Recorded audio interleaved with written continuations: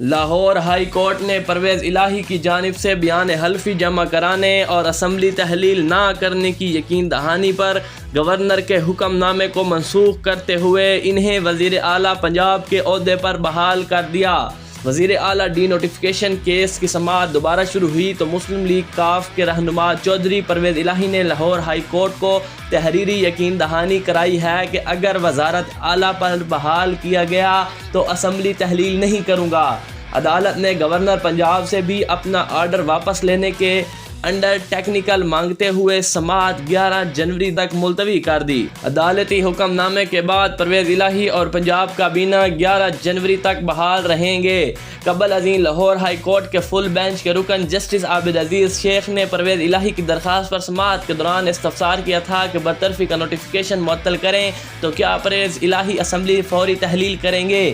Governor Punjab کی جانب سے وزیر اعلیٰ کو ڈی نوٹیفائی کیے جانے کے خلاف پرویز الہی کی درخواست پر لاہور ہائی کورٹ کے فل بینچ نے سماعت کی، جس میں دلائل دیتے ہوئے بیرسٹر علی ظفر نے عدالت کو بتایا کہ آئین کے مطابق وزیر اعلیٰ کو عہدے سے ہٹانے کے لیے 2 طریقے ہیں۔ پہلا طریقہ عدم اعتماد کی تحریک ہے جو آئین کے آرٹیکل 136 کے تحت جمع کرائی جاتی ہے۔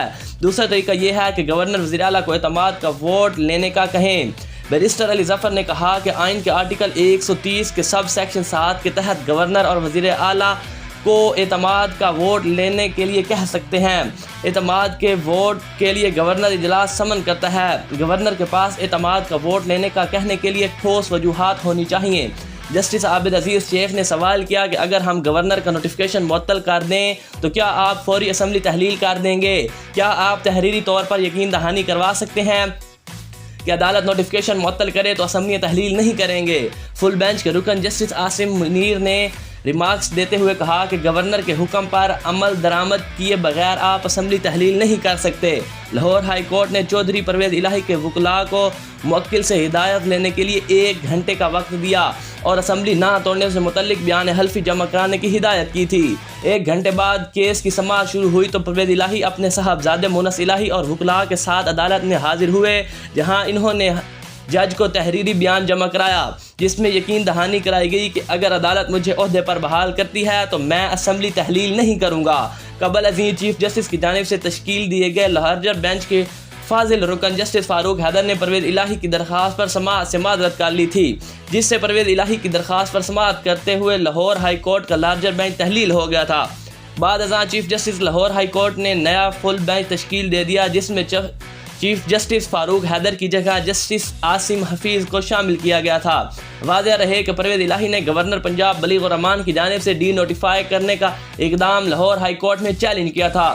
چودھری پرویز الہی کی جانب سے 9 صفحات پر مشتمل درخواست دائر کی گئی تھی جس میں گورنر اور اسپیکر پنجاب اسمبلی سبطین خان، حکومت پنجاب اور چیف سیکرٹری پنجاب کو فریق بنایا گیا تھا۔ درخواست میں موقف اختیار کیا گیا تھا کہ گورنر نے اعتماد کا ووٹ لینے کے لیے وزیر اعلیٰ کو خط لکھا ہی نہیں، خط اسپیکر کو لکھا گیا، وزیر اعلیٰ کو نہیں۔